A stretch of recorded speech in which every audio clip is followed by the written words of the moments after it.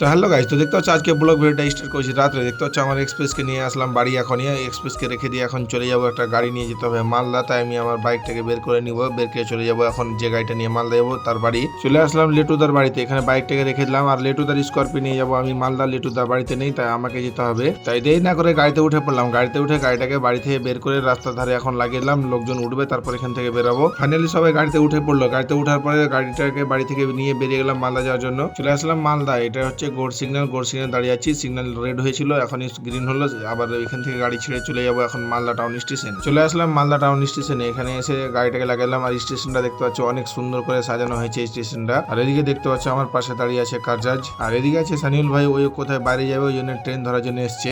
Train চলে এসছে, তাই ওই চলে গেল ভিতরে। আর আমি এখন এখানে দাঁড়িয়ে আছি, আরো কয়েকজন লোক আসবে, ওদেরকে আবার নিয়ে যেতে হবে বাড়ি। তো ওদিকে সানিউল ভাই চলে এলো, আর বাকি লোকজন এলো। আর ট্রেনে কয়েকজন লোক এসেছিল, ওদেরকে আবার বাড়ি নিয়ে যেতে হবে এখান থেকে। তাই সবাই চলে এসছে, এখন আমি গাড়িটাকে নিয়ে এখান থেকে বেরিয়ে যাবো বাড়ি যাওয়ার জন্য। চলে আসলাম বাড়ি এসে লেটুর গাড়িটাকে এখানে রেখে দিলাম, রেখে আমার বাইক নিয়ে এখন আমি চলে যাবো বাড়ি। তো গাইস, আজকের মতো ব্লগ ভিডিওটা এখানে শেষ করছি। দেখা হবে নেক্সট কোন নতুন একটা ব্লগ ভিডিওতে।